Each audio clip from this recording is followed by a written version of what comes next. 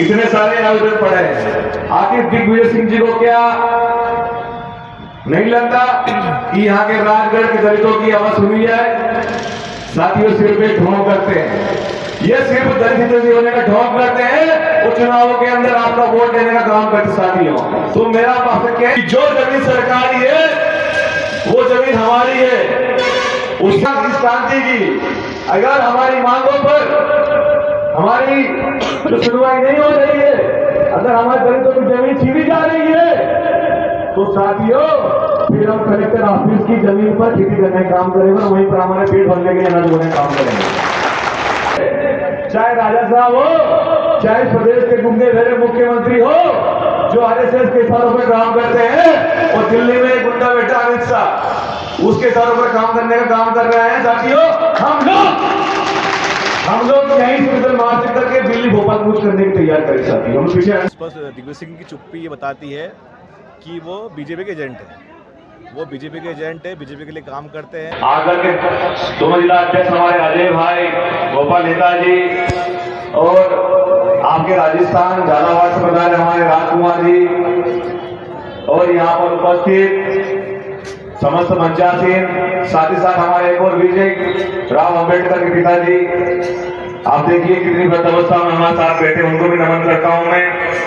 और सबसे महत्वपूर्ण पधारे हमारे यहाँ पर हमारी माता, हमारी बहन, और इस राजगढ़ के एक क्रांतिकारी युवा, जो यहाँ की राजशाही को ठोकर मारने वाले हमारे युवाओं को मेरा क्रांतिकारी जीवन साथी है।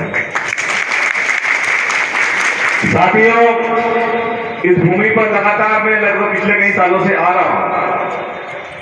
एक बार जब यहाँ पर हमारी बात नहीं सुनी जा रही थी, तो हम लोगों ने इसी मैदान से इकट्ठा होकर हमने कलेक्ट्रेट का घेराव किया था। और जो आज कागज यहाँ पर बड़े शिकायतों के, उससे कई गुना कागज हम लोग लेकर गए थे कलेक्टर के सामने, और कलेक्टर मैडम यहाँ की छुट्टी पर चली गई थी। तब हमने कहा कि अगर कलेक्टर यहाँ पर नहीं आई तो हम भी हमारा रोटी पाना यहीं पे हम लोग खाना खाएंगे। तो साथियों, वो कलेक्टर वहां पर आई थी। यहाँ पर इतिहास में ये पहला जिला ऐसा है कि जहां पर राजशाही चली आती है। यहाँ के कुछ नेता जो अपने आप को राजा साहब कहने की बात करते हैं, दिग्विजय सिंह जी पूरे देश के अंदर दलितों की बात करते हैं, लेकिन ऐसा क्या कारण है कि राजगढ़ के दलितों की बात नहीं कर सकती है? इस सोचने का विषय है। लोकसभा के अंदर आप लोगों ने बहुत वोट दिया, हमने हमारा प्रत्याशी दिनेश प्रजापति के रूप में खड़ा किया था। क्या कहा कि संविधान बचाने की लड़ाई है। इस बार दिग्विजय सिंह को हमें जिताना है। साथियों, मुझे बताओ एक बात, इतने सारे आवेदन पड़े हैं, आखिर दिग्विजय सिंह जी को क्या नहीं लगता कि यहाँ के राजगढ़ के दलितों की आवाज सुनी जाए?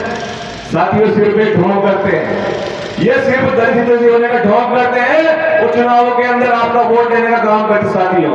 तो मेरा मकसद कहना है कि पूरे देश के अंदर जब जब अत्याचार होता है, आपके अधिकारों की बात आती है, तब उसके लिए भीम आर्मी खड़ी होती है।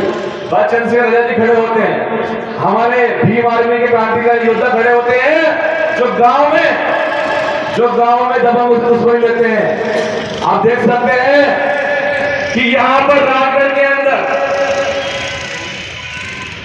एक दलित दूल्हे को जब उसने उसकी बारात निकाली थी, तो वहां पर एसपी कलेक्टर मौजूद थे।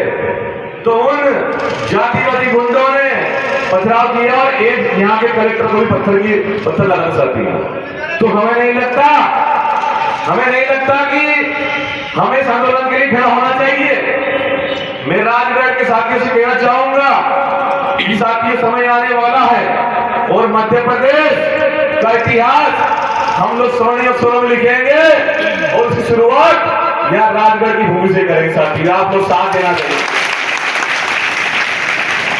राजगढ़ मैं आज भीम आर्मी के राष्ट्रीय अध्यक्ष जी का पहला आगमन हुआ है।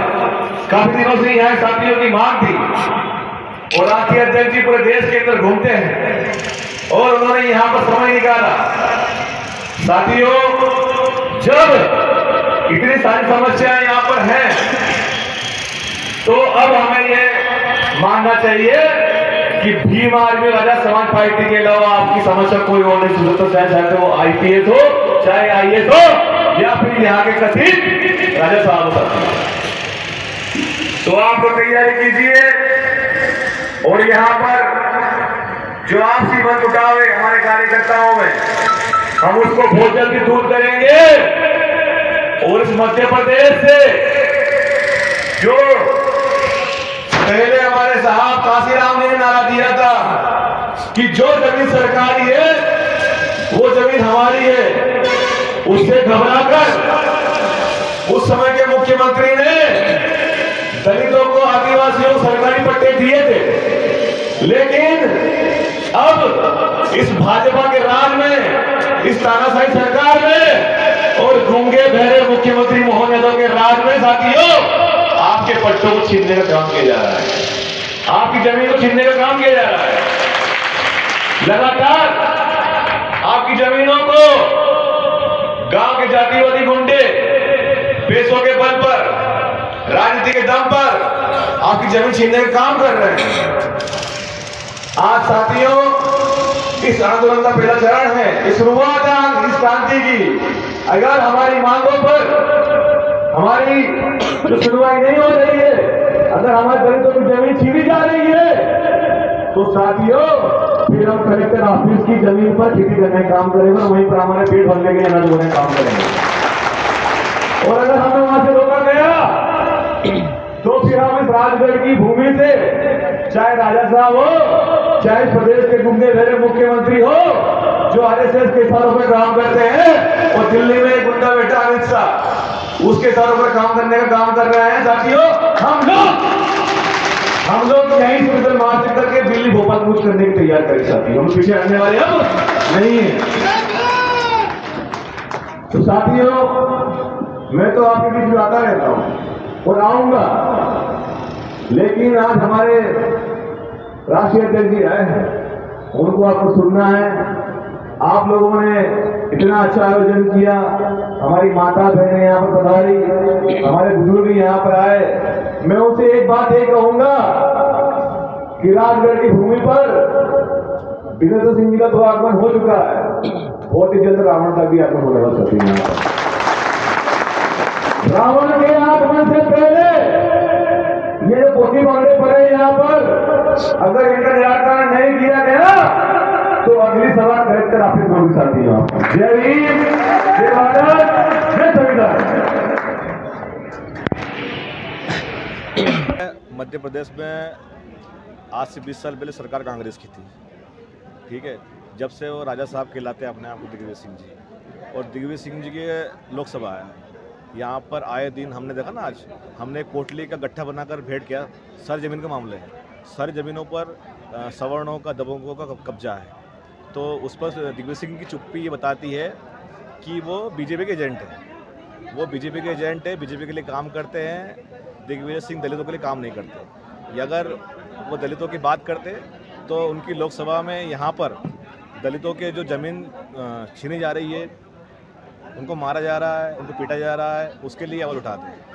तो वो कहीं